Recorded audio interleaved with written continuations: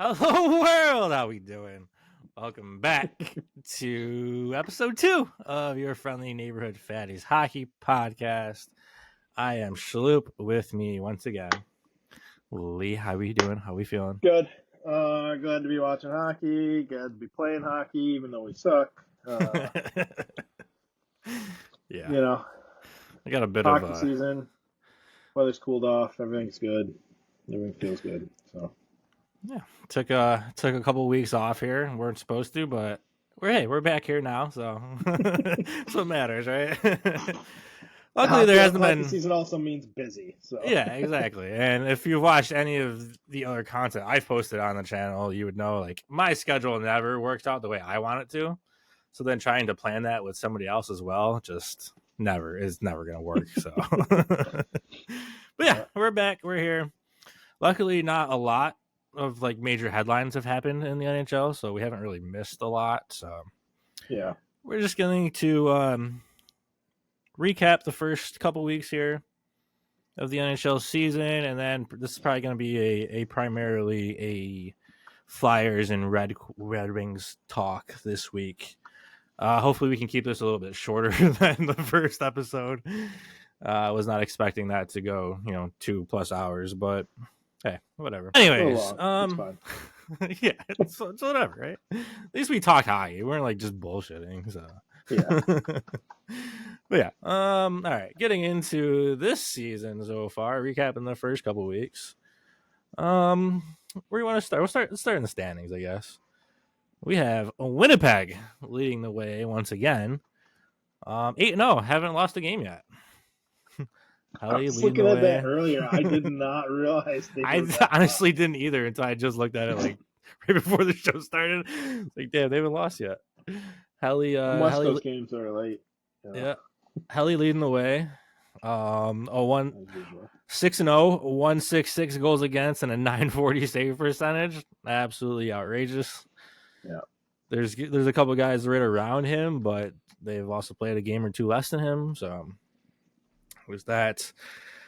While we're on goalies, I guess we'll just recap the goalies. Freddie Anderson actually leading the way in save percentage, 941. Your boy, Alex Lyon, tied with Helly at a 940, 205, 2-2. How are you feeling about that? Trade him away.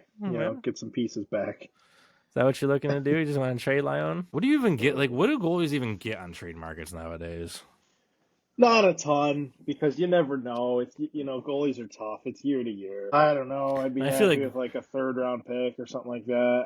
And I feel like goalies aren't like in other sports, like players need change of scenario, like a change of place. Just need a new place. You need to start over, and I feel like that's just not how goalies work. Like goalies need to be like in a structured system and like be comfortable, and so trading for a goalie at the deadline and stuff like that. I don't know if that's the most feasible way to build a contender. As a former goalie, nowhere close to the level that any of these guys are, but I was very superstitious on like doing things the same way. Got to do this, got to do that. So like, I didn't like change of scenery. Hell no, thanks. I feel like goalies don't really benefit from change of scenarios too often. Yeah, no. Especially at least like not like mid-season changes. Yeah, you got a whole. It's different. Off season is different. Yeah. It's a lot harder to just come in during the middle of a season to a new team and feel comfortable. Yeah. So. Yeah. But yeah, most of the guys up here, you got Ottinger, Sorokin, Sturkin's 12th. A lot of the other guys, though, looking at this list, some little surprises. Lucas DeStahl is in 5th in save percentage, 936, playing great for Anaheim. Casey DeSmith, the backup for Ottinger. They probably have the best goaltending duo right now. Joel Hofer's playing good. Ilya Samsonov. Kevin Lankinen, shut out the Flyers. I don't know how meaningful that actually is, but we'll come back to that. Shesterkin, 216 goals against, 926 save percentage, and a $11 million contract turned down. Yeah, man's gonna get paid. Wants to get paid. I mean, he was offered the highest goaltending contract in league history and turned it down. So I I don't know. I mean, at least reportedly. you need a goalie. You know, I know you need a goalie. You need a good goalie.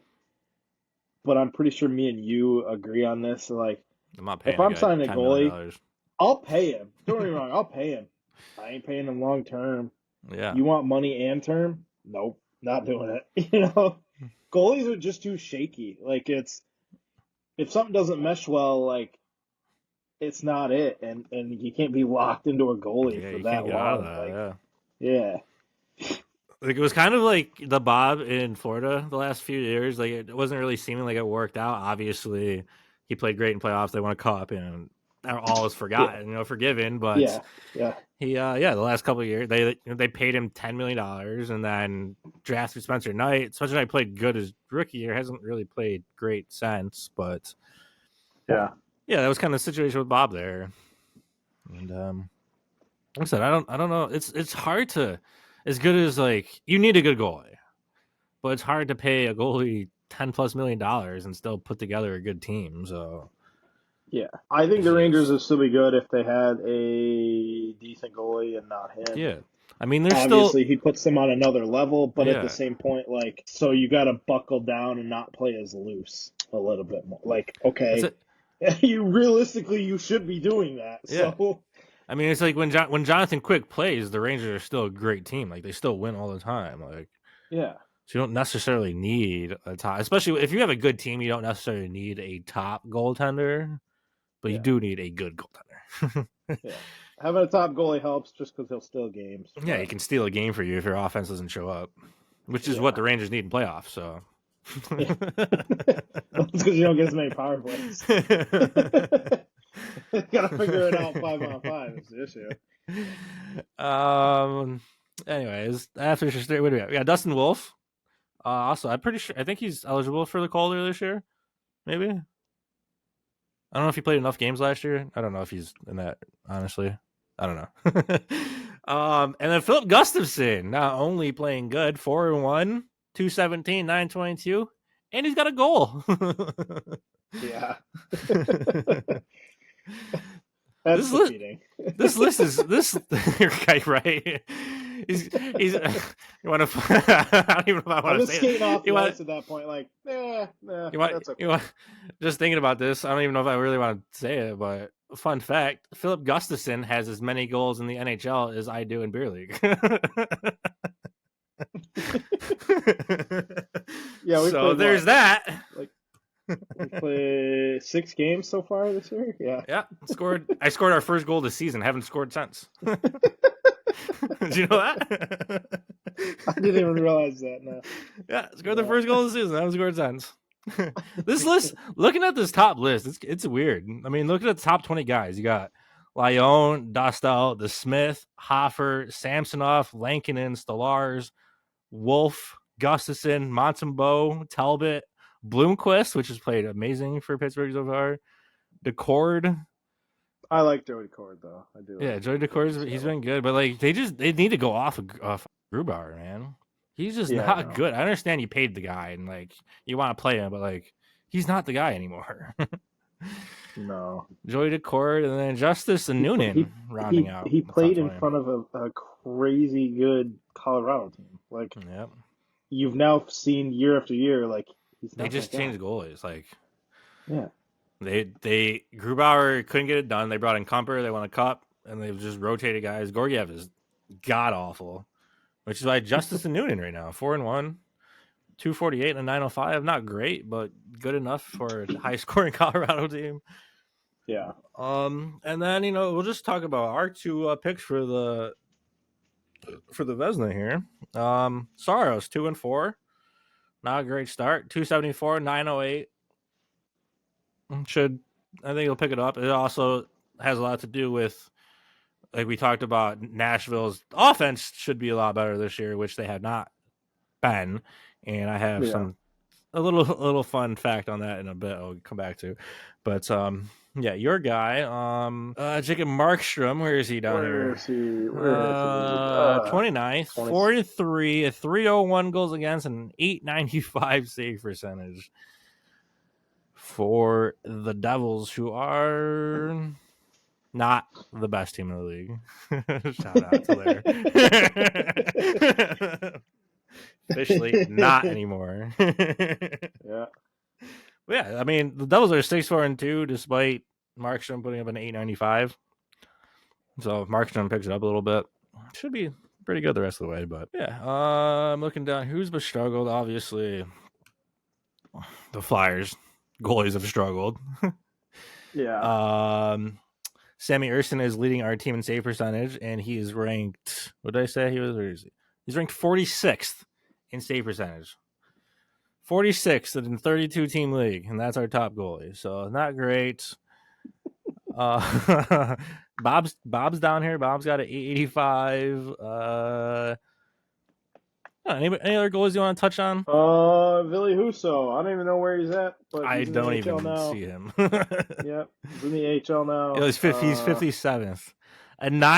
He's got a 942 goals against average and a 714. Yeah. Holy shit. Yeah. He's a guy I really wanted to like get back to just watching him, remembering him with St. Louis, like 942 goals against average. What the fuck? Yeah, but I think that's only one game. He only played one game. They sent him down. They sent him down after the one. Yeah, he looked bad. Granted, not all those goals are his fault, but then watching the one from the blue line, like he let in like a wrister from the blue line, like I said, I played nowhere on that level. I'm not letting that goal in. It's just not happening. Straight shot from the blue line, nobody in his way. Like, I'm not letting that in. When you're off, you're off. But yeah. I remember St. Louis. I remember how good he was. We're paying him a lot of money. I really wanted him to be the guy to like finally step in and do it. And now it looks like Ryan and Talbot. Ryan's still probably not going to stay just because he's cheap. Probably going to end up getting rid of him at some point. And we're looking at Kosa coming up. Do you think they'll trade Lyon over Talbot? I think so, just because Lyon's, I think he's done after this year with us, and he's cheap. Yeah, that's what I say. I don't know the contract details on the two of those, but I feel like teams, like contending teams that are looking to add a goalie, don't want to pay. Will likely, I feel like they'll likely want Talbot over Lyon, just because of Talbot has like experience and has been places and won games. Lyon's been good though. You're not looking. If you're adding a goalie like that, and Lyon was a Flyer though, so I mean, like, are you really gonna bet on that? But like, if you're adding someone like him, you're looking at a depth. You're looking at the guy if your other guy is struggling a little bit, and Lyon's that guy. He's that guy to fill in the gap. Wait till your starter comes back, ready to go, and then he takes back over. That's Lyon was the guy. He's good. That made like 80 or 90 something saves in the AHL a couple years ago, right? I think so. I think that's what we talked about. I know it was one of the former Flyers. I don't remember if it was a Lyon. Let's see if I can pop anything up. Yeah, Lyon made an incredible 94 saves on 95 shots. That's insane. I'd probably murder my defense if that. The longest game in AHL history. 94 shots on 95 saves. Or 94 saves on 95 shots. How far did this game go? 146 minutes. So that's that's like what, 3 overtimes? Somewhere's around there. Too much, I'll tell you that. Yeah, it's just too much. That's what it is. All right, but I'll mention one more thing. Right above Husso, Alex Gorgiev. 1-3 of 499 and an 811 save percentage. Just god awful. The dude is just terrible. If they had anybody better than Gorgiev last year, Colorado probably would have won the cup again. If they can get anybody to play goalie for them, they'd probably be the best team ever. I mean, you have Makar fucking in the MVP conversation at the moment. And speaking of which, let's go over and the goalie conversation and go into some scoring here. Leading the way, Mark Stone, 17 points. Right behind him, your pick for the Norris, Gal McCarr, 16 points. I think I said he was plus 3,000 in the last episode when we were looking at it, which is absolutely insane. If he can, obviously, it's only 9 games. He's got 16 points. McKinnon has 15. But if he can keep pace with McKinnon, like, he has to be in the conversation. As a Yeah, defenseman, it's absolutely it, insane. it's kind of a cheater pick with how offensive he is, but A little bit, but you know, uh, that's what the award is nowadays. yeah. So. Yeah. And I do not see who's the next defenseman. Pitcher Angelo's got 11, and he's in second He's place, another 5 points surprise. behind him. I like him. He's a solid defenseman. I remember I picked him in fantasy. I didn't expect him to do what he's doing right now. 11 assists, no goals, 11 assists. Yeah. It's mostly because of that top line. You have, like I said, Mark Stone leading the league, 17 points. You have Jack Eichel at 15, and you have Barbashev at 12 points. That top line is killing it. Vegas is not very good defensively. They have not been good, but this top line is carrying them. And they normally are, and normally not offensive like that. I Yeah. steered clear from them because I've always had them in the past in fantasy, and I steered clear from all of them. And then they do this. I was like, you got to be kidding me. Well, the thing is this line is shooting. They're shooting like 80% combined.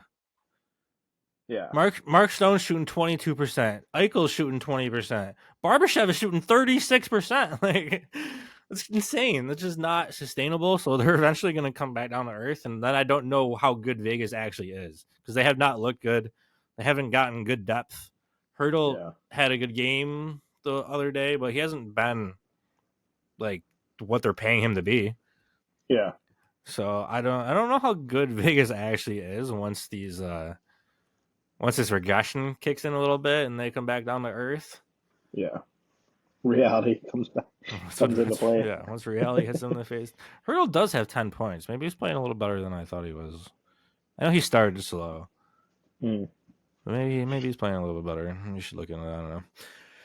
But Cal McCarr, McCarr 16, McKinnon 15, Rattinen 14. They look amazing. Casey Middlestat, like I said, I think Casey Middlestat's probably the biggest surprise so far. 12 points in 11 games 12 points in 9 games for the Avalanche, and he's not playing on the top line. He's playing on the top power play with them, but he's not playing. He's getting 5-on-5 time with like Miles Wood and Logan O'Connor, and he's just putting up points. So he's kind of taking over that like old Kadri role that was there and doing an amazing job. Just another guy that just needed to get out of Buffalo.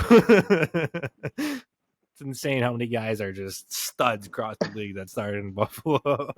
Could you imagine if they like retained people and then kept and they see it actually start popping off? Like, I mean, there's guys. There's like 4 guys in the top 10 of scoring that started in Buffalo. You have Eichel, you got Reinhart, who's got 14 points in 10 games. You got Middlestat. These are all top 10 in scoring. Yeah, you got Tage that's still there. And then Tage has got 11 points in 9 games. He's in 16th. Yeah, there's so many guys that leave Buffalo and just break out. And like I said, I was expecting Reinhart to kind of take a step back this year, and he really hasn't. He's played amazing. Despite Barkov and Tkachuk missing time, he was still just scoring every game. 14 points in 10 games. I've watched a couple of their games, and it's just like he just, it's one of those guys. It's like you watch them, and it's like, yeah, they're good. You can tell they're good, but it's just like chance after chance. He's just in the right spot, gets the grade A chance, like, and not for nothing, finishes, knows how to finish. Yeah. Me and you get in that spot, we're not scoring any of them, just like we have been. So trash. But but that's what he's doing. Like he's always in the right place, gets the chance, and just finishes it time and time again. And didn't think it would continue, and here we are, and another year, and another. Just keep watching him pop in the back of the net. He is also shooting 23%. But I'm pretty sure this is the thing. I'm pretty sure Reinhart was very close to this last year in shooting percentage as well, which is why I thought he was due for some regression this year. Let me see what his percentage was like. I'm pretty sure he was around 20. He shot 24% for the whole year last year, which is just an insane number. He actually he's gone down to 23 now, so he has got some regression, but he's still basically right there. It's crazy. Honestly, looking at his numbers, even in Buffalo, he was shooting 15, 19, 17, 13, then 24, 23. Like he's just a good shooter, I guess. Yeah. But I mean, being in the 20s and shooting percentages, it's up there. So you're due for some regression, but I don't know if he doesn't look like he's going to regress at all. So I was kind of expecting Florida to take a step back this year because they lost like half of their roster from the Cup team, but they're still right there. I'm pretty sure they're leading the Atlantic, right? Yep, leading the Atlantic, 13 points, 6-3-1. So yeah, Spencer Knight back too. I mean, he's not playing great, but give him some time. Between him and Bob, it's a pretty good tandem. Yeah. We talked about that when they drafted him. Was like, why just sign Bob long term? I mean, a couple of years of both of them, that'd be pretty freaking good. Before you hand it over. Got a lot, Bob. We'll save it for another day. Obviously, we all know where he started, and we all know how that turned out. The place where goalies go to die. Wins the Vezina the first year out of Philadelphia. It's like I said, it's just one of these. Like I said, one of these episodes. I'm just gonna my Flyers section is just gonna be dedicated to everything that has just gone wrong in Philadelphia, and Bob is that. It's because it's not even like Bob didn't do anything wrong. We fucking traded him. Like I remember when when they were in the Cup last year. Like a lot of people in the Flyers fandom were like, "Oh, I don't want to see Florida win because I don't want to see Bob win a Cup." Like blah blah blah. But like that's not how I see it. Like I wanted Bob to win a Cup because Bob didn't screw us over. Like Cutter, I don't care if Cutter scores a goal all year. I hope the Ducks never win a game. You know what I mean? But but Bob didn't do it. We traded Bob because we decided to go with Brizgalov instead. Bob didn't the universe screw us over. Yeah, because the universe is so humongous big, and Bob wasn't the one that screwed us over. We just traded him. Like we didn't give him the chance. So yeah. But yeah, I got some thoughts on Cutter too. Oh, well, let's go. So we've talked about. Oh, let's go. Let's touch on the our picks for MVP. Both up there. Let me go back. Which we knew they were gonna be. Yeah, if we recorded this episode when we were supposed to last week, it would have actually been a little bit more fitting for our episode here, because Kaprizov was leading the league in points at that point, and Kucherov was leading the league in points per game, which were our two picks. But as of right now, you got Kaprizov 15 points in 8 games, Kucherov 14 points in 8 games. Still right there. Kaprizov is tied for 3rd. Kucherov is tied for 7th. So both right there. Kucherov +7, Kaprizov +6, which is up there in the league outside of Vegas. Makar and McKinnon are both minus on the season, so not great despite them scoring a lot. But yeah, anything else you want to touch on? You want to touch on Kaprizov? I know you're a Kaprizov fan. Yes, a very big Krill fan. I don't know. I watched a couple games last year with Krill. Didn't look like the same player. I remember taking over. I don't remember if he was hurt at the time. Yeah, it seemed like he was a little hurt or something last year. Something was off last year with him.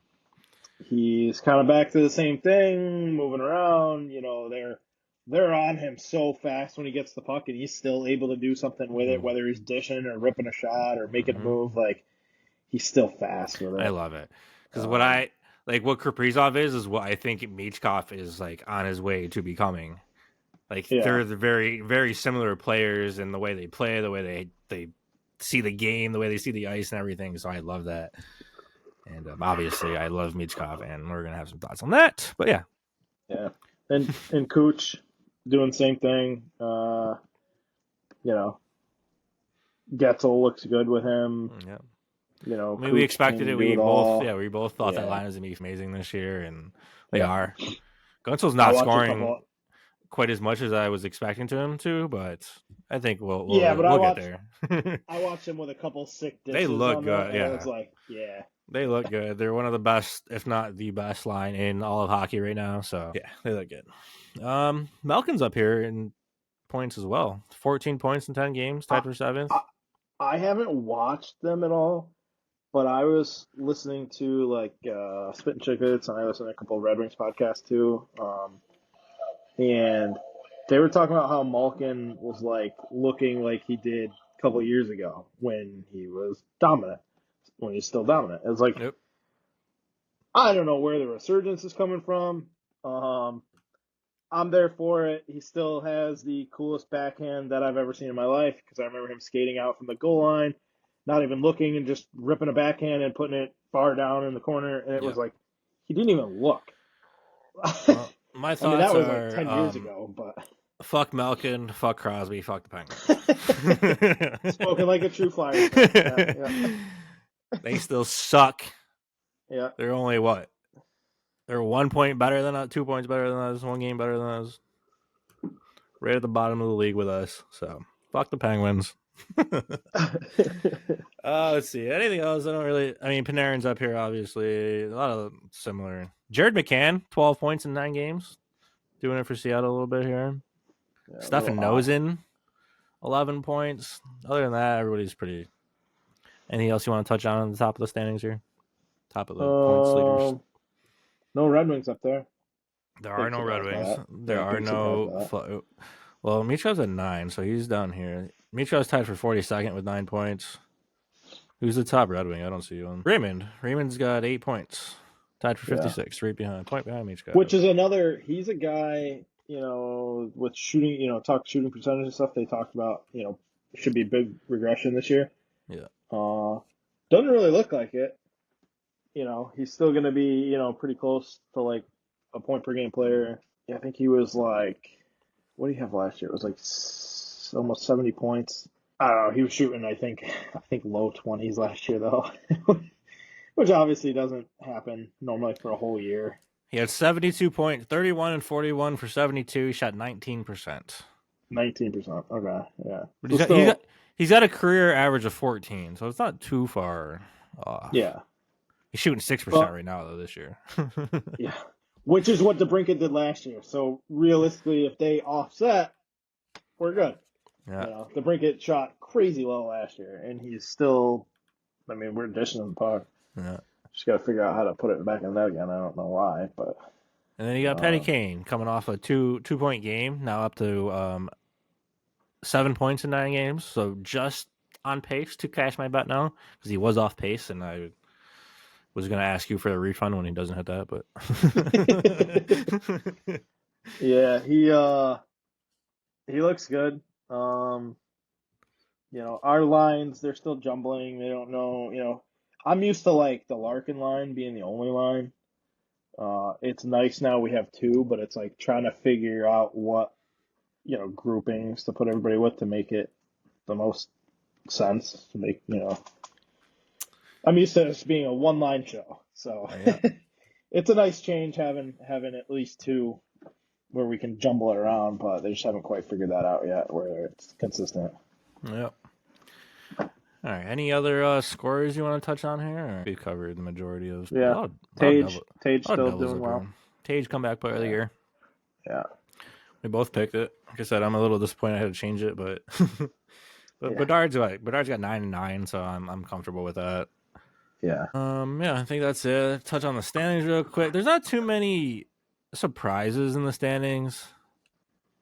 You got Florida, Tampa. You do got Buffalo up there, which was your team to the whole Atlantic is over 500. Yeah. Ottawa's in last place in the Atlantic at 4-4. So the Atlantic's probably one of the better competitive divisions from top to bottom. Yeah. You have Florida, Tampa, Toronto, and Boston, who are all legitimate contenders. Yeah. And then you have Buffalo, Detroit, Montreal, and Ottawa, who are all bubble teams. And and if the season goes the right way, they can make a run. I 100% expect Florida, Tampa, and Boston to take the top 3. Yep. Toronto, I think, definitely has a wild card, or maybe slot them in and bump Boston down. You said I Florida, don't. Tampa, and Boston. Those are your Yeah, three. and I could see Toronto taking Boston spot, like flip flopping them between the third spot and the wild card. I don't know if we squeeze in for a second wild card. I'd love to hope so. It's tough. It's a tough division to go against, that and the Metro. Yeah, I don't think I'd have to look into this, but I'm pretty sure no division since they've changed to the new playoff format however many years ago. I don't think Yeah. any division has sent 5 teams to the playoffs.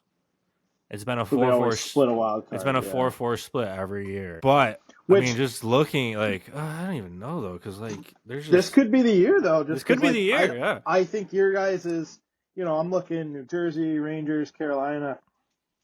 I and then really don't like a whole lot after that. Yeah. everybody else are bubble teams, Yeah. if not worse. You guys have 4 legit, the Atlantic has 4 legitimate contenders and then bubble teams. The Atlantic or the Metro has 3 and then bubble And teams. then bubble. Yeah. So this So could be the year. And there's could also happen. looking at the Central too as well. Yeah, I mean you have Winnipeg, Dallas, Minnesota, Colorado, who are all legitimate contenders, and then you have St. Louis, who could be a team. Utah's looking to break out, and then you have Nashville, who should be a playoff team. That's almost obviously all 6 of them can't make it, but I mean that's potentially Yeah. 6 playoff teams there. The other division kind of sucks. Yeah, you got Vegas, Vegas, Edmonton, LA, Calgary, Vancouver, Vancouver. Seattle, Calgary should Anaheim, fall off. San Jose. We talked about how San Jose was historically bad, and they couldn't get any They worse. had to be better. They couldn't get worse. Here we are, 9 games into the season, have 2 points, 0 wins, are on pace for about 20 points right now. So a lot of that has to do. Wasn't it like 40 points last year? It's 47 points last year. They're on pace for 20 right now. Granted, like some of it does have to do with Celebrini is out. Celebrini made his debut. He scored like 6-7 minutes into his game, in his first game or whatever. Also had an assist, had 2 points in his first game. Hasn't played since. He's been on the IR. I think they said they're going to evaluate him in like a week and then come back to it and see where he's at. Askarov, they traded for Askarov, and he didn't make the opening night roster. His whole point from requesting a trade out of Nashville was because he didn't want to be in the AHL. He wanted to have that starting gig, not have to wait for Saros, and they sent him down to the AHL for Mackenzie Blackwood and Vitek Vanacek. Like, what are we doing? Yeah. I don't know. I don't get it. Yeah. It's the standings. Anything you want to touch on before we move on? No, I think I think it's a good year. I think Detroit's got a shot this year. They're too hot and cold for me to really push that envelope. I did bet on them still for 89.5 points. I think we're going to be friggin' close to that, but I don't know what line we're going to be on that because of how hot and cold they've been. First game of the year, we came out hot like we always do in the first period. Second period, third period were horrible. Horrible. Yeah, we're the Flyers are the most atrocious team in the second period. I have stats written down for that. Yeah. Any other any standings you want to touch on? Scores, goaltending, Norris. I think I covered that. All right. Well, last one. The Calder, baby. The one thing the Flyers have good going for them.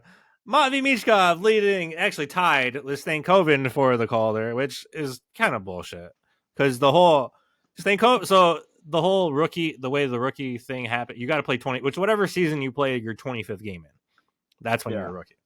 Stankoven played 24 regular season games last year. So he was 1 game from not being eligible for the Calder this year. But because he is, Matvei and Logan Stankoven are tied 9 points apiece.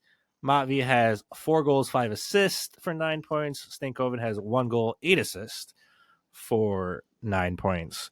Next is Tisplikov. I don't know how to pronounce his name. The dude from the Islanders, 5 points. Lane Hudson had 5 points, but he had like 4 in the first 2 games. Seamus Casey is 5th, and he's not even in the NHL anymore. He's down here playing in Utica. Yeah, everybody else, I don't think it really matters. Cutter, what's Cutter? Where's Cutter way down here? 2 points, something like that. Fuck is he? Yeah, he's got 2 assists. Yeah, 2 assists. Hasn't he's been benched a couple times. He's got 3 assists now. Been benched a couple times. Love to see it. I don't care. Like I said, I hope he plays all 82 games. Don't score a goal all year.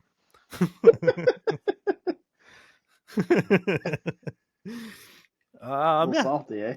Yeah, maybe a little bit. I don't care. At least we got the better rookie. Yeah. But yeah, Mavi.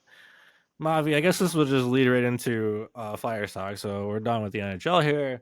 But yeah, Mavi, as advertised, the kid looks amazing. 9 points, 9 games. He's actually got 6 points on the power play, tied for second in the NHL in power play points right now. So that's amazing to see. Because let me switch gears over to Flyers special teams, because this is one thing I didn't touch on in the first episode was the Flyers special teams. So let's start with the power play. Do you know how bad the Flyers power play has been the last 3 years? No, I don't watch it. You guys don't. I don't watch it. We have been ranked dead last 3 straight years at 12, 15, and 12% on the power play. Yeah. You combine our last 2 years of 12 and 15, and it's still not like the top power play in the league. Like, it's insane how bad 12% is god awful. We ended the season on an 0 for 24 run. We didn't score in our last 24 power plays last season. So it was amazing to go into game 1 and score on our first power play of the year. We've scored on a power play in 5 out of 9 games so far. We're top 10. We're like 24 point something percent this year. Already doubled it. Matvey, as advertised, like I said, he's tied for second in the league in power play points, 6 points out of his 9. And I love it. Absolutely love it. Couldn't ask for anything more. This is great. It's only a matter of time before Michkov pulls off this Michigan. He's attempted it a couple times. I've seen it. He almost had it. He almost had it a couple games ago and got slashed. Like, how that's not a penalty? He literally broke his stick. But whatever. He almost had it again yesterday. He tried it, couldn't get it on his stick. He would have had it. It's only a matter of time before that happens. He already attempted it like 4 times this year. So I watched you guys the other day, and obviously I saw him try to do the Michigan, but I also saw working the power play, moving the puck, and then he is like, he sees the ice. So normally people are like careful with the puck on the power play. He doesn't seem to give a shit. He's trying stuff. He's trying to do different stuff. Doesn't care. He sees the ice so well. He sees the ice so well. He always sees that next. He makes so many nice one-touch passes as soon as the puck comes to him. It's amazing to see. If the Flyers could bury a fucking puck, we'd actually be a good team. But yeah, got some thoughts on that in a second. But sticking with the special teams here, let's talk about the PK a little bit, because the Flyers special teams are a big part of our success and failure over the last couple of years. Because while our power play has been god awful, and obviously the worst part of our team, shooting 12 fucking percent, not shooting 12%, converting on 12%, shooting is probably way worse. But our PK, what our PK isn't is our power play. Our PK was top 5 last year. I think they're like 8th right now. They are taking way too many penalties right now. They are leading the league in penalty minutes right now. So that's not great. It's not great sign for a John Tortorella coach team. We don't seem too disciplined right there. But TK led the league in shorthanded goals last year. Over the last 3 years, Scotty Lawton has 16 points for first in the league in shorthanded points. TK is second with 14. The next closest is 11. That could have changed over these stats were for last week's episode, so they could have changed over the last few weeks, last week. But I don't think anybody has 3 shorthanded points on the season. So TK and Lawton are definitely still first and second over the last 3 years in shorthanded points, which is great. Love to see it. Still playing great on the PK again this year. Now power play is doing good. Too bad nothing else is going right for us. Where do I even start with this? Getting into a Flyers season. I don't know. We got game one. We play Vancouver. We get a shootout win. The Flyers are 61 and 100 all time in shootouts. We are the worst team in league history in shootouts. We are the only team with under a 40% win percentage in shootouts. So there's that. So it was good to see the first game. Not only do we win in a shootout, we get a power play goal. Everything's going great. It's amazing. Flyers to win the cup. Motv's the MVP. And since then, everything has gone downhill, and we have nothing going for us anymore. The Flyers, speaking of their first win, the Flyers have points in 10 straight openers, surprisingly. We've been 8-0-2 in the last 10 years in our openers, 3-0 under Tortorella. But for whatever reason, after the opener, just don't got it. The Flyers had 15 first-round picks on their opening roster, which was surprising to see. But when I really thought about it, I was like, damn, yeah. And a lot of them are homegrown first-round picks. Yeah. Our whole first line of TK, Mitch, Coots, second line of Tippett, Fair, like all these guys are first-round picks. Tippett was Florida, but even we traded for Drysdale, Sanheim, and New York were like. It's insane how much like top-end talent we should have, but it's not actually converting too much. Jet Lachenko was also one of those first-round picks, the youngest player in Flyers history to make the opening day roster. Turned 18 like a month ago. Granted, he is now not on the roster any longer. Sent back down to his junior team, which I thought he probably could have used it. He didn't play bad, but he didn't play great either. He didn't do anything offensively, so I thought he probably could have been.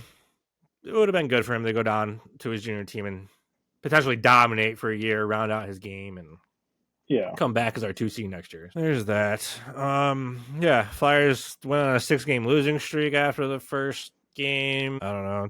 Torch has changed the lines every single game, and I get it. Like nothing is working, so you got to try and find something. But like at the same point, like you got to give guys a chance to like build some chemistry, especially like sounds like Blashill. Yeah, literally. They're all first round picks. They all have talent, but they're all young.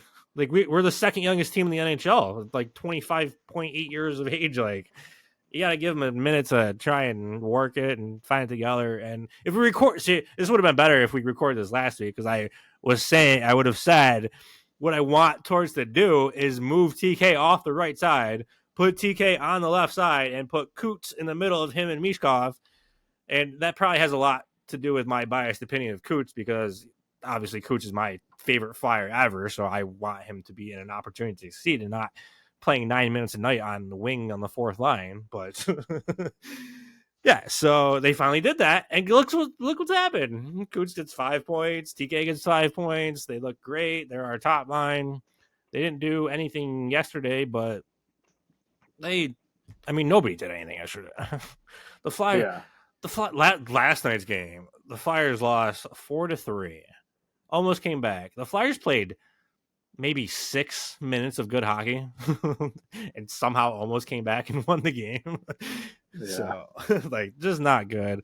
Flyers are trash. I am ready to just write the season off. Let's just get Meach 82 games here, get him some experience, and just start all over next year. Like I said, our biggest Achilles heel is going to be our goaltending, and look where we're at. Our goaltending. Sammy Erson's played good. I think he's played better than his numbers say. We haven't really played well in front of him. Yeah. Erson, 2-2-1, 356, 872. Fedotov, absolute trash. The dude is doesn't even look good watching him. Like he looks every time the other team shoots the puck, it's like, oh my god, is the puck gonna go in the net? It's insane. The dude lets in 5 whole goals from the blue line. He's just, I don't know if he's just too big. He just can't get down quick enough. Like he's 6'8". So I like, but he's 0-3 with a 535 and an 823 save percentage. Absolutely atrocious. Unbelievable. He's been so bad that we actually called up Kolosov last night. I didn't think that was going to happen in the first 10 games of the season. Thought we were going to get at least to like the midway point before we called up Kolosov. Third round pick for us a couple years ago. He actually played decent. His numbers don't suggest it. He let in 4 goals on 24 shots, but only one of them was his fault. The Caulfield, I don't know if you watched the game at all. The Caulfield goal, he got beat short side while being on the short side post. And that's just not. You got to save that puck. Like, if you want to be an NHL goal, you got to make that save. The other 3, it was like a scrum in front. There's a tip. There's a weird like broken stick pass play that went backdoor, which is just ridiculous. Yeah. Like the other goals weren't his fault, but that one you got to save it. Like the Flyers are dead last in goals against, save percentage, averaging a .444, .853 as a team. Just not good. And I know we haven't played great in front of them, but at the end of the day, I've talked about this for you for years. Goalies have one job. You got to save the puck. Stop the puck. You got to save the puck. No matter what the team in front of you is playing with, like, you got to be able to stop the puck. We've seen plenty of goalies have 900 plus save percentages playing for god-awful teams. And then, they get a chance somewhere else and they're great. But you gotta, as a goal, if you want to be a good goalie, like you just gotta save the puck. There's nothing else really to say. Do your job. Do your job. Do your job. You have one job. Save the puck. That's it. That's all you gotta do. I don't know. I mean, the Flyers are just atrocious, especially in the second period. The Flyers have been outscored 19-6 in the second period. Minus 13 in the second period so far this year, right? You take away the second period, the Flyers have 21 goals for, 21 goals against. We are dead even in the first and third periods, and we are minus 13 in the second period. And I don't know why. We just cannot play a second period, and it leaves us in a hole every game. And the only thing I'll say about that is the Flyers do a lot of games like last night, and a couple other games we've been down big. Like, they do compete. They do show up in the third. They come out and actually try, and there's effort, and they make a good game out of it. But we just put ourselves in a hole in that second period every game, and it's insane. I don't know what to do. If the Flyers are going to make a jump this year, it has to be like the whole thing about our rebuild. The only way our rebuild actually works, like obviously we have money coming up, we have spots that we can go out and get guys. But the rebuild only works is if our guys make this jump. If Farabee, Drysdale, Forrester, Tippett make these jumps, and they're just not doing that. Drysdale hasn't looked great. Farabee, I remember, I think it was the first game. I think I sent you guys the video. Farabee having the open net and just missing the entire open net. That's just Farabee in a nutshell. Owen Tippett, I want to fucking kick in the face. This motherfucker can't. I mean to swear on the podcast, but this is what Tippett does to me. He frustrates me so much. The dude cannot hit the net to save his life. It's just there's nothing like in-game situations that frustrate me more than missing a net on like an odd man rush. Because going to our beer hockey league, we do that. I do that every week. I come down in a 2-on-1 every week, at least a couple times, make a nice pass across, and they fire the puck wide, and now we're going down an odd man rush the other way. And that's what Owen Tippett does. It breaks him out. Yeah, and that's what Owen Tippett fucking does. Owen Tippett, 9 games, 66 shot attempts. Amazing. That's what we want you to do. We want you to shoot the puck. That's what you're getting paid for. That's why you're here. Shoot the puck. 66 shot attempts in 9 games, over 7 per game. How many of those 66 do you think have hit the net? Take a guess. 66 30? Fucking shot attempts. 24. That's lower. 66 shot attempts. 24 of them have hit the net. 22 have been blocked, and 20 have missed the net completely. A third of his shots go on goal. A third of them get blocked, and a third of them go wide. Just miss the net, everything. He's shooting 4% on the season. Absolutely, it shows. He got 1 goal, and like, this is like, it's insane. He's missing the net entirely on a third of his shots. It's insane, absolutely insane. But it's really just not him. Like the Flyers are just suck at shoot. Like, because if we would have done this last week, they would have been 3rd worst. It's funny too with the 2 worst teams, but they would have been 3rd worst in shooting percentage as a team. But now they're 10th. They're at like 10% now. But switching gears, you know who the two worst teams in the league in shooting percentage are right now? It's funny. It's funny for this podcast. Oh, I guess. I guess one of them. They don't really have a lot of shots. Two worst teams for in shooting percentage. They're not. It's surprising. It's not who you think. It's not the Wings. It's not the Wings. It's not the Flyers. The Devils. Devils on there. No, the Devils are one of the higher ones. It is the Edmonton Oilers and the Nashville Predators. Our two picks to win the cup this year are the worst two teams in shooting percentage. They're both at one's at like 6.9 and one's at like 7.2. The two worst teams in shooting percentage this year. The two teams we picked to win the cup. So go us. But yeah, Flyers suck. I don't even know. Like I don't even know. After the first game, I was ready to go 82-0.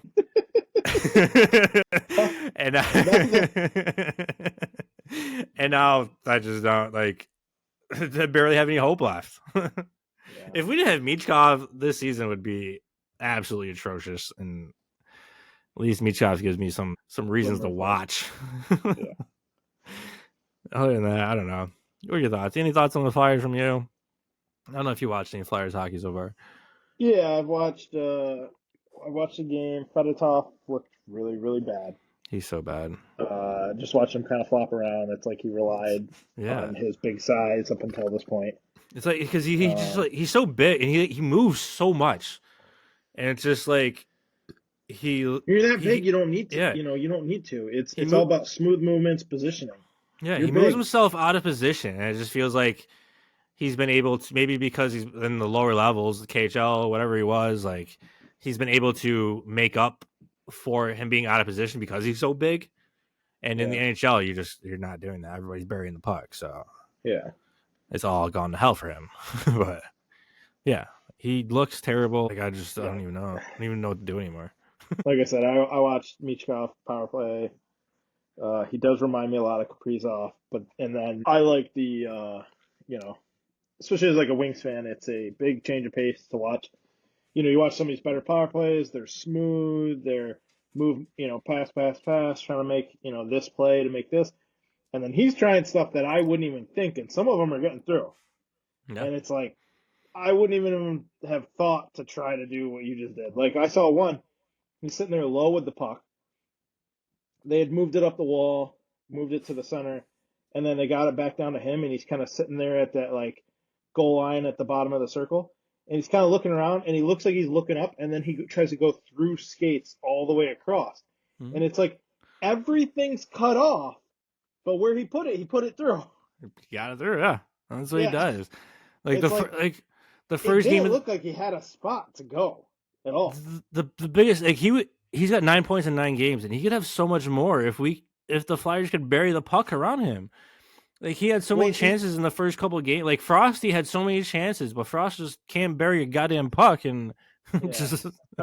and that's the other thing. Like, people are going to have to adjust a little bit because, like, that one I saw get through, dude wasn't ready for it. That's coming over. And that's one thing that I actually didn't say. Like, it feels like everybody just needs to catch up to Michkov. Like, he sees the ice so well that the puck, as soon as the puck comes to him, like, he's ready for the next pass.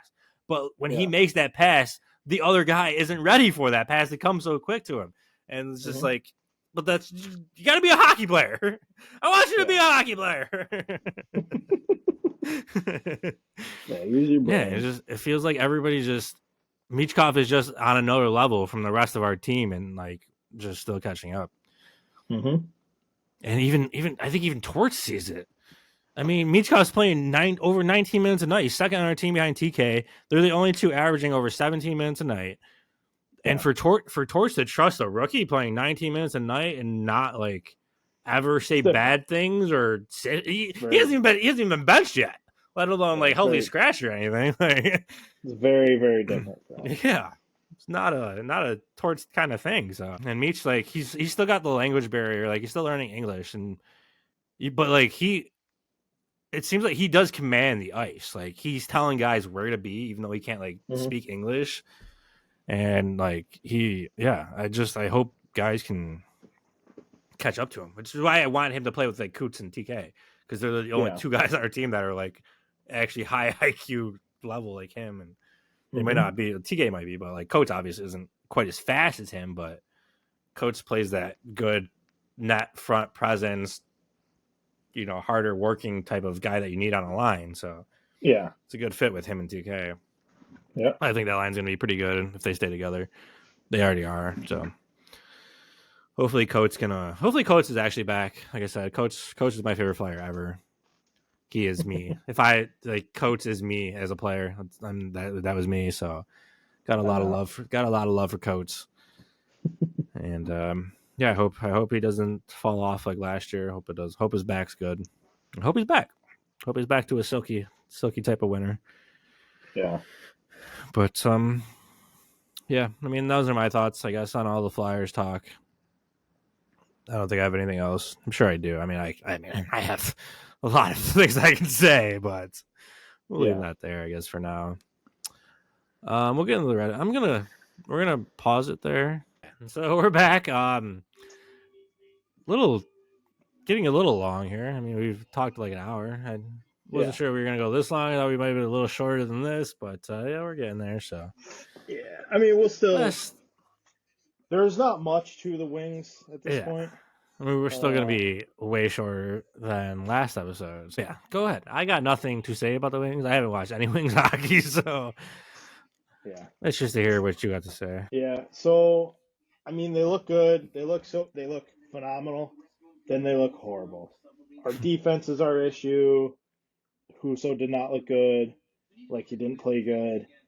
Our defense did not play well in front of him. Yes, he had that one really bad goal that I would have stopped myself, which is pretty bad if you're talking NHL to beer league. Pretty big difference, but yeah, take it, man. But I don't know. I mean, it's the same thing. It's our goaltending's still kind of figuring it out. They don't look bad. Our defense is really bad. Our winger defense is really bad. Just not picking people up, giving up too many chances. Our power play, now I don't know if you know this because, like you said, you weren't watching, so it's not anything you'd pay attention. Take a guess. Our power play, take a guess where it's, or our penalty kill, take a guess where it's at. Right this year? Yeah, right now. 50? It's extremely low. Pretty close. That's extremely low. We are second to last. Surprisingly, the Oilers are at 60%. We are at 66.7%. 66.7%. I literally watch and it's like, and it's not even like I'm watching Sider move around. I'm watching Larkin, but it's like one guy always over pursues, and then you just, it's like when I play lacrosse. It's like the same thing. Like we'd force them to make 5-6 good passes. These are NHL guys. So if you're going to force them to make 5 or 6 passes to score a goal, they can do it. They're going to do it. Yeah. And it's like you over pursue and force them to pass, and they do it. They move through and they score. It's like, guys, what are we challenging here? Like, if you got to pack it in. But like, you're over pursuing, and it's not like over pursuing like we're pressuring and just instead of just sitting back. It's like, we're trying to run the box, and you have the one guy like slide. You have the one guy, the two high guys, the backside guy kind of sliding down, and then the other guy follows the guy all the way to the same side. So all it takes is a backside slide up high, and then another one. So then it's literally that pass over, and then he has all day to walk in because no one slid over with him. You still have the bottom two in the box. Like he followed him all the way across. I don't even understand how an NHL team has a PK that makes mistakes like that. That was a Flyers penalty kill for 10 plus years up until 3 years ago. Not even 3 years ago, like last year. We were a top 5 team last year. We've been bottom in the league in penalty kill for my entire life. Yeah, me and you have talked about like stuff like this forever because it's like defense is not hard. Like it's not hard. We've played defense. It's the same thing in almost every sport. It's so much harder. Different.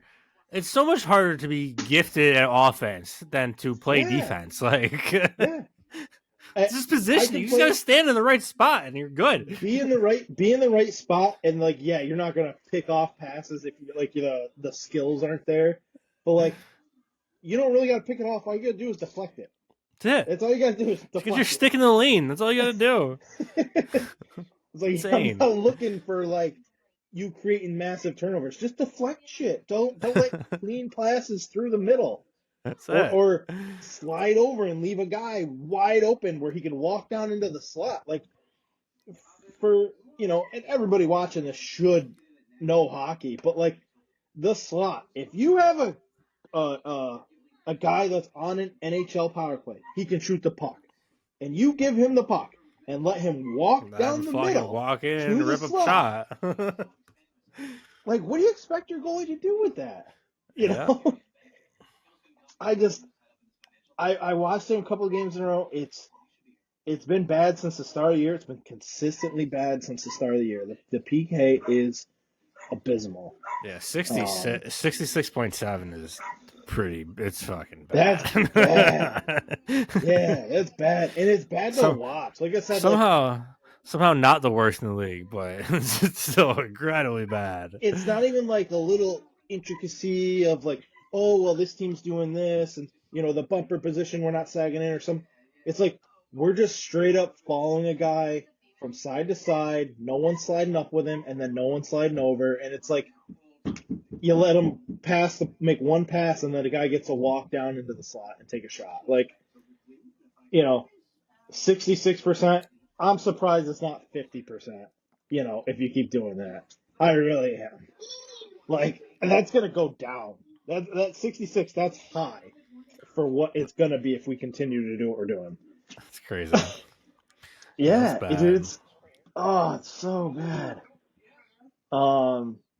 So that has been like our Achilles heel lately. It's like you take a penalty, it's like it's going in the net. It's going in. it's going in. Like that's how the game last night ended. The Edmonton game. Granted, it's Edmonton. I don't expect much. Their power play is what it is. On another note, as you mentioned that, Edmonton's power play, 13% right now. Edmonton's power play. They're 13% scored on us last night. Our power play, 18.5%. That's about where I see it like being. I would like to be a little into the 20s. Get up to like 23%. We got enough skill guys. We got enough people we can move stuff around. Yeah. Yeah. With Kane, Raymond, Larkin, Tarasenko, Eric Gustafson. Gotta get him off the first power play. Gotta get him off the first power play. I don't know what we're doing with that. I liked watching Ghost last year. I loved Sider when he was up there running it. Gustafson seems like he's trying passes that he shouldn't. It's not like a young kid like Michkov that's making passes that are like tough. Because he's making them. Like Gustafson's not making them. He's Gustafson was a flyer like years ago. I get it. Yeah. He's got to be the QB at the point, and then he's like trying to dish, like even a simple like sliding to the right and then dish it back to the left after you get the guy. He's hitting a stick and that's coming out of the zone. Like, I'm sorry, like you got to pick that pass. If you're having passes get picked off and it's that one, you need someone QB, else. Yeah, you need someone else. Yeah, 100%. We've got the guys to run this, to brink it. I didn't even mention to bring it. Like, set him up. Like, what was your power play last year? They were pretty solid last year, I think. Yeah, you guys were 1, 2, 3, 4, 5, 6, 9th in the league, 23.1. Yeah, which is where I think we should be. We added people. That's where I think we should be. 23%. It's about normal.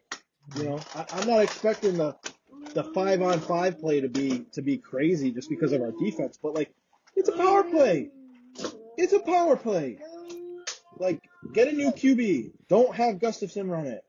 I didn't see the last game, so I don't know if they're still running Gustafson up there, but what I saw was bad. And then the second power play with Tarasenko goes a lot better because you have Sider running the power play on the top.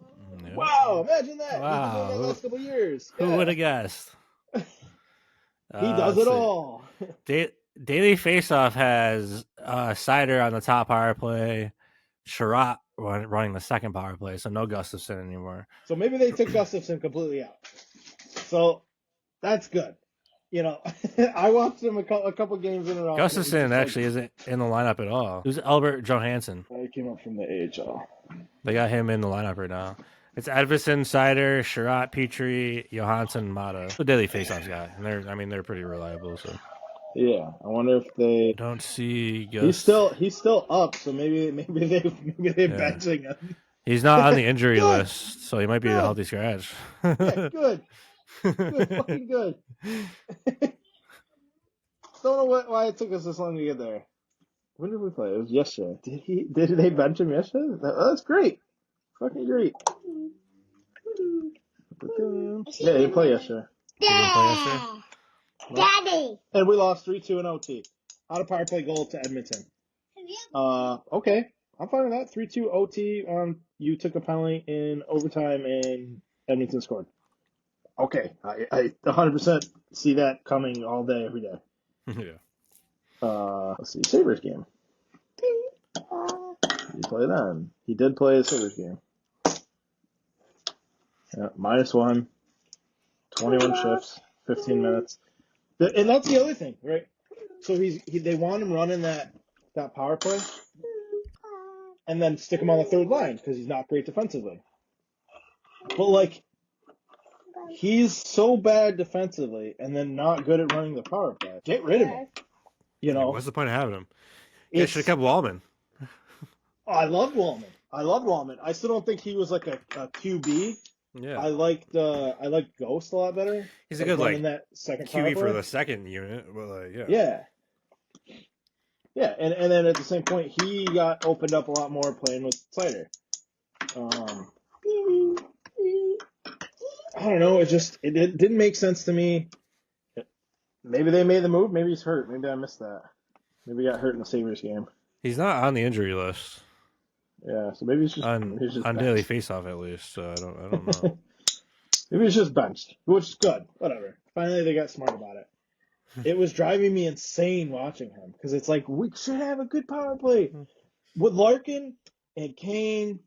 You know, the entries are easy. We can get in there. We can get set up. And then it was just watching Gustafson make mistake after mistake, and it's like, you know. And, you know, DeBrinket's still not scoring. But at the same point, that'll change. You know, we just keep setting him up like we have been. That's going to change. It's going to start burying the puck eventually. Yeah, he's a goal scorer. Other than that, you know, the Wings are who I thought they are. We've got decent goaltending right now. Minus Husso, who's not, you know, playing the AHL now. The defense is bad. The forwards are good. Power play's okay. I'd like to see that bumped up a little bit. I think Gustafson not being there will help. The PK's got to get better. It's been real bad. It's gonna have to get a lot better. Yeah, 66% is pretty fucking bad. Yeah, that's probably our worst thing. Other than that, you know, the Wings are hot and cold. You know, it's not even like goals hot and cold. It's just they look bad. You know, you're only -3 in differential. Yeah, it's just they look bad. You know, and part of that -3 differential. Part of that's the last two games we played, or not the Oilers game, or not even the Sabres game. What's the game before that? I've watched maybe. I don't even think I watched a period. I watched part of the period against the Rangers. We beat the Devils. We beat the Devils 5-3 on Thursday. We got outshot 40-20. We beat them 5-3. And then before that was Tuesday. We beat the Islanders 1-0. We got outshot 30-11. I will say that in terms of the Flyers, like we outshoot almost every team we play. Like I'm pretty sure where is this? I gotta go find this. I'm pretty sure we're in the top 10 of like shots against. Yeah. Or the least amount, 10 teams of shots against. Yet our goaltending is still dead last in every major category. Don't need a lot of shots when they're going in. I mean, like, we're playing decent defense. Like, we're not letting up a lot of shots. We let up 24 shots last night. We outshot them whatever to 24, but we lost 4-3. Yeah. The Minnesota game was 7-5. We let up like 19 shots. They scored 5 goals. Yeah, our issues are defense. To be just Our defense doesn't play great, but like our goalies haven't helped us out. I mean, I said Fedotov's trash. Yeah. Erson didn't play good in that Minnesota game. But yeah, anyways, go back to the Red Wings. See you talking about the Flyers. Yeah, I mean, other than that, man, I think we are where we think we are. I think if our PK, I think we can step that up, and we get the power play a little bit better. Yeah. Say hi, world. Your auto, you see your auto zoom. This shit is wild. Yeah. Yeah. Yeah, I think if we, iron out those two things, the 5-on-5 is what it is. I think it's a lot of our defense. Iron out two things. I think we got a real shot at cracking playoffs. Goalies have been solid. We're there. It all depends.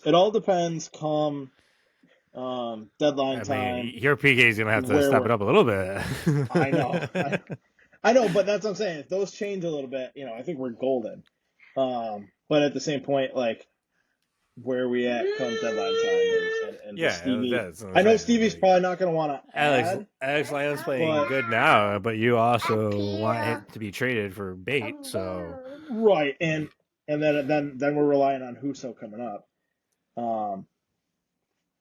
He ain't good. I know, and I don't think we'll add this year. I don't think that's our MO. I think the playoffs experience will be good, but like we need to not be. If we're out of it, why wouldn't you sell? I don't want to see that. It was so nice last year, seeing us just kind of hang around. Yeah, and I think you guys are in the same spot, so just why not be sellers? Yeah. Listen, that's like us. Like the last few years. We've had offers on the table for Lawton for like a first-round pick, and we've turned it down. And I get it. Lawton's a big part of our leadership, big part of building the culture for this Flyers team and everything. But it's like Lawton's not like he was a first-round pick, but he's not like first-round talent point-wise anymore. Like this is not who he is. So like if we get a first-round pick plus things for Lawton, like why not take that deal? Same thing with Farabee. I fucking hate Farabee. At this point, I just want him to get traded for anything. Trade him for a fucking center. Trade Farabee, one of our first round picks. Because we have three first rounds, I think 3 second rounds this year. So package Farabee a first and a second for a top center. Somebody who could come in and play center for us. Whose firsts do you guys have? We have it's us, Edmonton, and Florida. Florida from the G trades. It's not great. Yeah. It's not great. It's honestly not great. Honestly, now that I'm thinking about it, it's not great. I was like, oh, okay, maybe there's something there. No. But I mean, still, like, you can package Farabee with Edmonton's pick and a second round pick, and that's a good package. So, like, to get a decent, like, somebody who can come and play center, because we don't have anybody. Coach is playing center. Hopefully, Coach can hold up and still be that role, but, like, we don't have anybody now. Jack got sent down. Torts hates Frost. Like, Torts hates this kid. So, I don't think Frost is going to pan out. Frost is the guy that needs to change his scenery. Like, he needs. I was gonna pick him up in fantasy, but I was nervous with Torts about like playtime. He's on the fourth. He played the fourth line yesterday between Hathaway and Delorier. Like that's not his role. Like that's not where he's gonna succeed. Yeah. So like Frost, maybe even include Frost in the package. Like he's got talent. Like the first round pick 5-6 years ago. I mean. Mm-hmm. But I don't know. Like, I don't know. We need centers. Flyers have no centers. We got first round picks to spare. Comfer. trade Copper. Yeah, no, Copper's a solid center. You can keep him. You can keep him in his contract. I don't know how many more years we have him for. You signed him for like 5, didn't you? Yeah, he's that was like last year, the year before. Yeah. 27, 28 is last year with us. Looks like Cam's wearing Flyers orange. One of your kids are going to be a Flyers fans. You do know this, right? Yeah. They might already be. Gotta get him a new gritty toy. We don't need any more Flyers stuff in this house. Wings all the way, baby. Listen, I don't really need any more Flyer stuff in the world, but... Well, I learned my lesson with bringing Gabby to the Coyotes game, because now she's a Coyotes fan. Well, where'd that happen? She's got an obsolete jersey. Just have to buy her a Utah jersey now. Literally. You gotta get up. Yeah. But yeah, like I said, my thoughts on the like I said, I haven't watched any Red Wings hockey in the first 3 weeks of the season, other than like a couple minutes in that Rangers game. Yeah. But yeah, my thoughts on the Wings were, if Iverson doesn't take a jump and your goaltending sucks, I don't think you guys are that good. Your goaltending has been better than I thought. It's been better than us, that's for sure. And still think, your D's still bad. No, I don't think Edmondson has taken that jump yet, but he's not terrible. He doesn't have a ton of games. Yeah, he doesn't have a ton of games in the NHL right now either. It would probably help if your scorers were scoring. Yeah. It definitely would. But yeah, other than that, I don't really have a lot of opinions of the Red Wings. I'm just going to always tell you guys are trash. Yep, spoiled when I was a kid, and when I finally get diving in, having time, buying the package, watching hockey, they haven't made the playoffs since. Yeah. So should have enjoyed those fucking 25 years. Didn't know how good I had it, man. Didn't know. Just thought it was how Red Wings were. I just thought it's how life was. It's not. Yeah, playoffs. Yeah, we'll wait till playoffs. We'll see how it goes. It's like, no, you gotta get there. Flyers have been in playoffs once in the last 7 years. I'd take that. Yeah, we were the one seed. We were the 1 seed in the COVID bubble, and how'd that get us? And that too, like the Flyers were the COVID really just fucked us. We were the hottest team in the league. Like, we were actually gunning for that 1 seed. We ended up getting it in the whole playoff, bubble playoff, whatever fucking thing they had. Yeah. And but yeah, we were on the way. We were looking good. Everything was going good. Coach was a silky winner that year. Everything was going great. And then COVID shut down the world. And everything went to hell. Yep. It's just like our beer league team. We made it to the championship game. COVID literally happened the week of our championship game. Didn't get to and play we've been terrible since. Well, I mean, we've won a lot of games, but haven't done shit in the playoffs since. Should we talk a little Rats hockey? We suck. I don't want to talk Rats hockey. I'm gonna shit out of the team. Reminds me, if the Rats were in the NHL, they would be 33rd in shooting percentage. We can't fucking score a goal to save our lives. Between me, you, Lair, and Andrew, we're what, 6 for 174? Yeah, I got 1. You got 1. I got 1. I think Lair's got a couple. Andrew's got 2 on literally 8,000 shots. Yeah. If you're listening, sorry, but it's like the Wings. It's good goaltending, bad defense, and the offense isn't quite there either. That's been our issue for years, and now we just lost our defense. Like, we can't play defense anymore. No, we can't do anything. Now we just suck. We somehow got better, but got worse. Got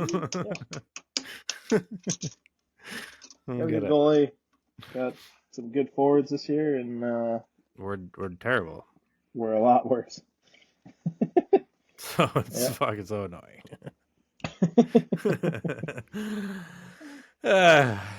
Anyways, anything else you want to talk about on the Red Wings side? That's about it. Marco Casper came up for a few games. I did just see that when I was looking at the lines.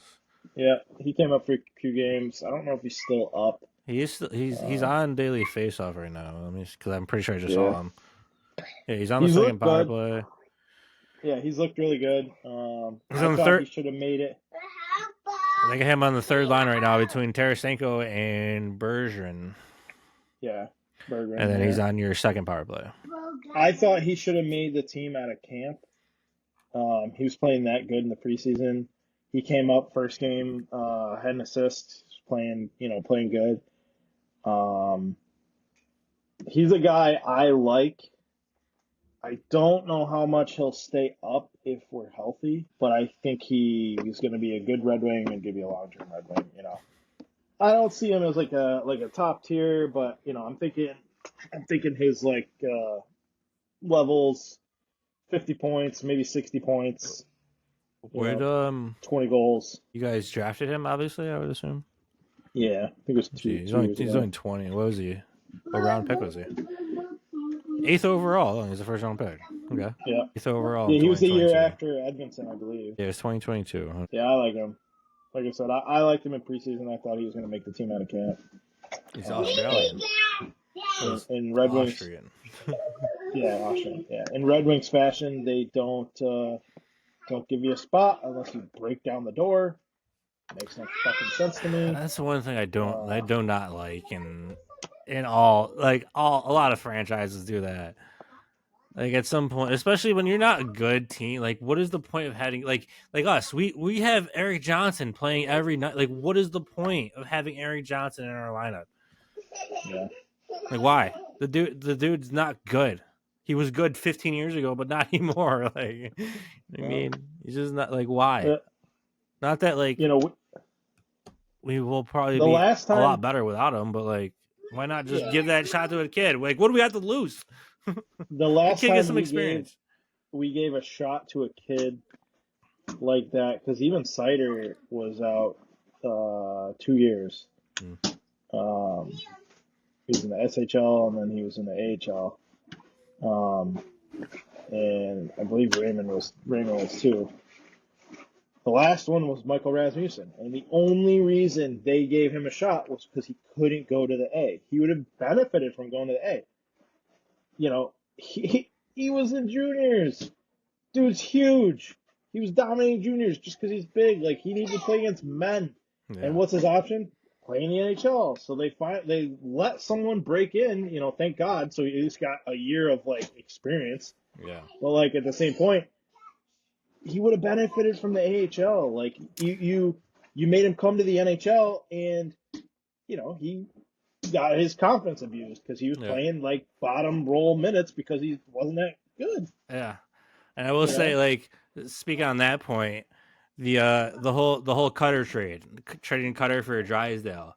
I know Danny Briere. I've read Danny Briere and Keith Jones have felt that Drysdale just wasn't developed properly because Drysdale was drafted in 2020, so his first year playing was the COVID year, and he couldn't.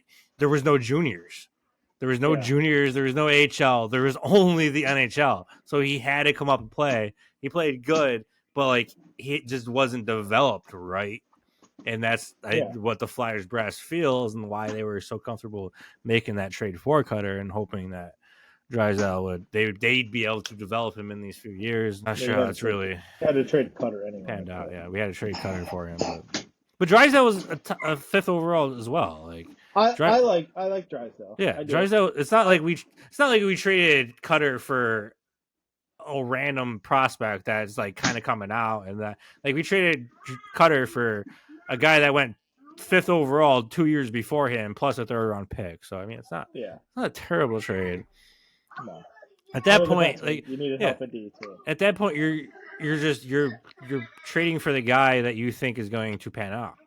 Like you're trading Cutter for another top 5 prospect, whether it's Drysdale, whether it's like any of the other guys who haven't panned out in the last couple of years. Like, you're trading a guy that you're hoping you can develop right and pan out because Cutter just wasn't going to play for us. Cutter needed to be traded.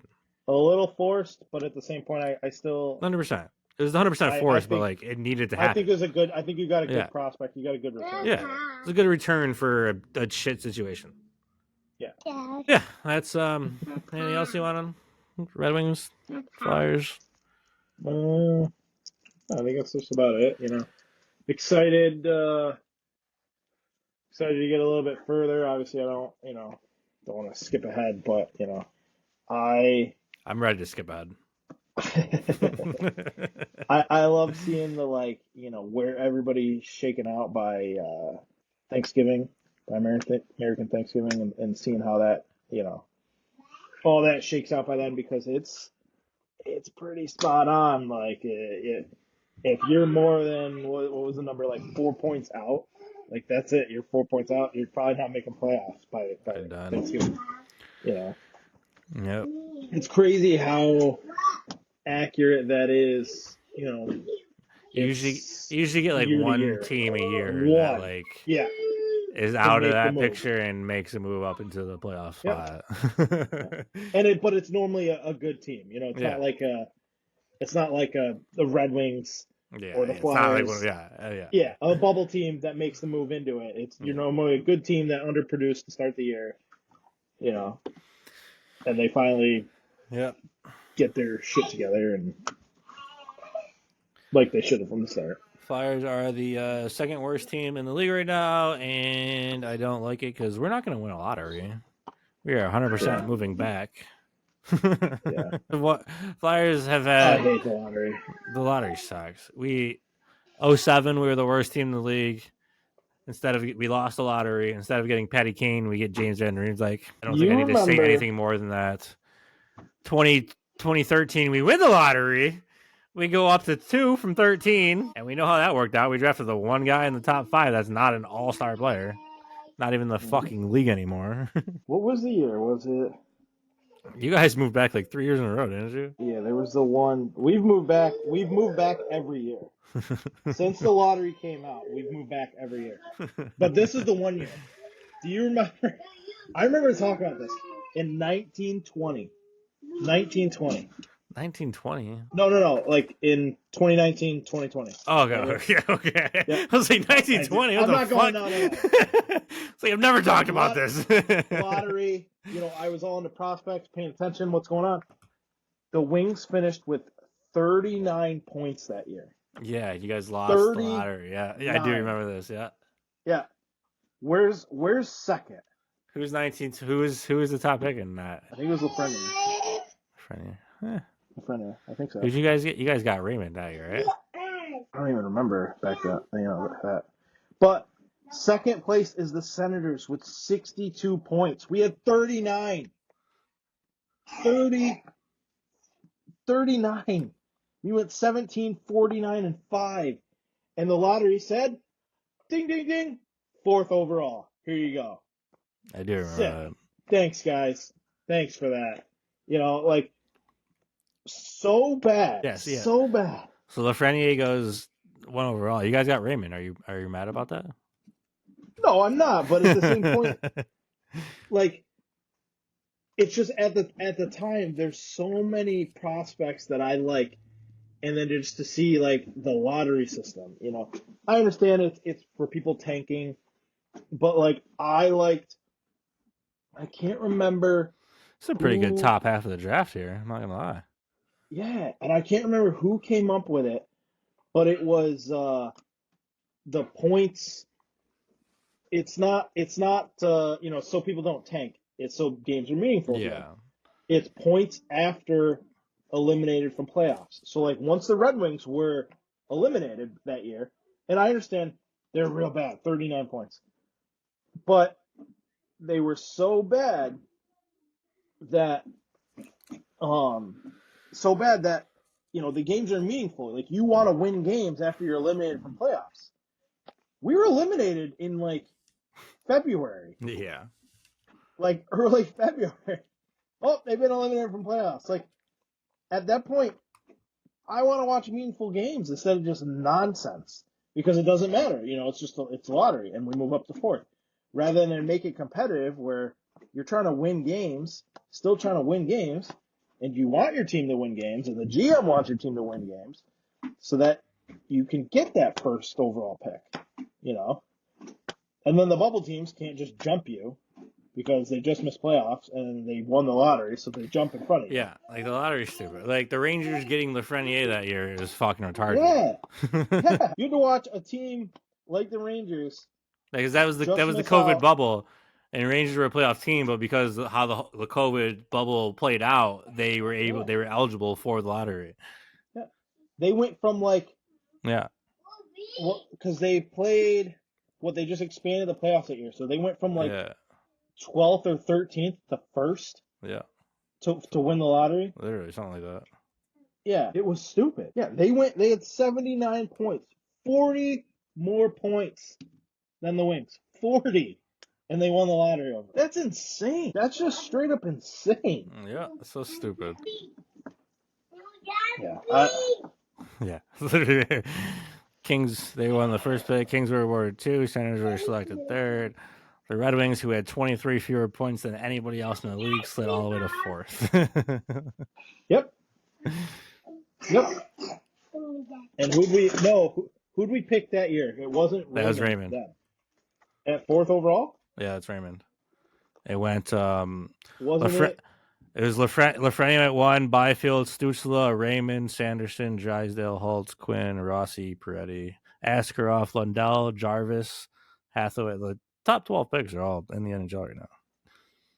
Yeah, Lucas, you took Raymond 4th overall in 2020. Maybe it was the year before when, we fell again. We were supposed to be like 2nd or something. We fell to 6th. And who'd we pick? Because he fell to 6th? Zadina! Where is he? In Europe somewhere, I'm pretty sure. Granted, I still think he could have been good. I think he would have been solid. He drove his line really well when he played. Never really got a ton of opportunities. We were playing on a bad Wings team. Maybe he wanted too much money or too much term at the time. I don't know.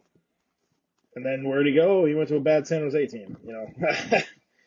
You wanted to bet on San Jose because you're going to playing time? You're going to play with a really bad team. It's not the bet I would have taken, but, I try to... Yeah, I don't know. Try to think ahead a little bit. I thought he was over in Europe. What draft he was? 19, he took Sider, 6th overall. 20, must have been 18 probably. 20 was Raymond. 18. 18. Yeah, it was 18. 21 was Everson. Was Zadina 6th overall too? Yeah, he was 6th. So Zadina, Sider, and Everson are all 6th overall. Kind of wild. Yep. Just move back for him. Keep moving back. Why did it says he still plays for the Sharks. I didn't think he plays for I have no clue. All right, well, we said we were going to keep this shorter, and we are now running on close to 2 hours again. So basically, not any shorter. Yeah, we can cut it. We can cut it there. Yeah, it's whatever. So, yeah, I think anything else you want to touch on hockey-wise? Red Wings, Flyers, NHL? Sounds like Cam's got some opinions. Don't really want to hear his opinions right now. No, I think the Wings level themselves out. I think they'll be fine. I love watching Michkov. Don't really love much else about your team, but at least Michkov gives me something to watch for. Literally being a Flyers fan. I don't have much else to watch. You know how much of a fan I am of Krill, and he does remind me of Krill. He's like Krill. He's literally like... I thought about buying a Krill jersey. I love Krill the Thrill. He's one of my favorite players. Yeah. In the whole NHL. Easy. Yeah. So what you're saying is you're going to be a Michkov fan. I might be. Yeah, I might be. It's hard with him on the Flyers because of you, but I might be. So I'm just gonna buy your kids Michkov jerseys, and we're gonna convert them together.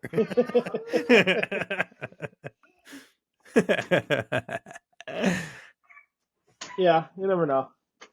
I'm battling that with the Coyotes. Well, Utah now, but with the other one, yeah. But everyone else seems to follow suit with me. So. I won't tell them no, but I definitely keep buying Red Wing stuff and hoping that that just sticks. Yeah. What's that? You're either gonna be what I like, or you're gonna get adopted somewhere else.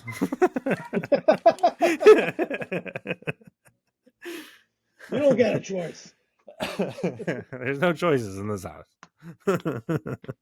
Your kid's gonna be like a Rangers fan or something. No, he won't be my kid. Penguins. He won't be my kid. Nope. I will sell. My kid's a Penguins fan. I will sell him. That would be brutal. Yeah, that's about it. Talking hockey. Me and you are playing in fantasy this week. I don't know if you saw that, but we'll both be back to 500 after this week. I don't know. Are you 2-1? I assume. So I'm not. So you're 1-2 too. Okay, so one of us won't be 500.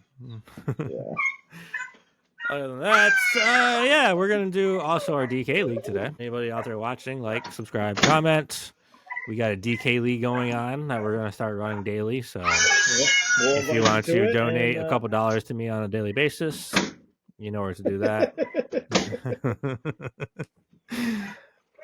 Other than that, I think we are done for this week. Yep. Hopefully, we're going to get back to our weekly schedule that we were planning on. And yeah, we'll see everybody next week. Hopefully. Yeah. Should be good for that. Maybe I'll even have the studio set up so we don't have to listen to the craziness of my household. Yeah. It doesn't bother me too much, but I assume it's probably going to bother some listeners. Yeah, you got a 5-year-old and a 2-year-old. So. Unless you have kids, if you don't have kids, I'm sorry. If you have kids, at least you know what I go through. So. No. And 2 boys. 2 boys. Yeah. My daughter's 16. We're turning 16 in a couple days. So she's quiet, teenager stuff, barely see her. But 2 young boys. That's that. Yeah. Yep, that's them. Yeah, I think that's a wrap on episode 2 of your Friendly Neighborhood Fatties Hockey Podcast. Still working on that name. But for now, and yeah, well, I'm still waiting on you for sending me a picture. Oh, yeah. Can't do it without a picture. I forgot. Yeah. But yeah, I mean, that's about it. So until next week, have fun. Watch some hockey, get to it. Let us know what you think. Good. Like, subscribe, comment. Yeah. We talk hockey. I'm interested in people's opinions, controversial hits or not. Haven't seen any yet. There was kind of a little bit one yesterday in the Flyers game almost. Coach came across the middle and almost caught the guy and his chin on his shoulder, but he missed the shoulder and it caught his back. I saw the Hathaway one. Technically isn't a penalty. Yeah. Did you see the Hathaway one? What Hathaway doing? He went and it's off a face-off. He was skating by a guy and just throws an elbow forearm up into the dude's face. Yeah. And he's always been that guy that plays in the edge. But even he's he apologized and said he goes, I play the edge. He goes, but I'm not trying to do that. I didn't mean to do that. He goes, I feel bad about it. I actually like Hathaway. Well, that's both of us. We play that edge. Yeah. You play it. You sit there. You try not to cross it. Sometimes it happens. This happens. Yeah. As long as you feel bad about it, you don't do it again or apologize to the guy, I don't know how much apologize was going. Yeah, like the apologize guy to knows me he on the feels, ice. Like, yeah. go fuck yourself. Okay, I care what you got to say. Oh, yeah. All right. That is the end of this episode. Officially ending it there. Until next week, everybody, have fun. Peace.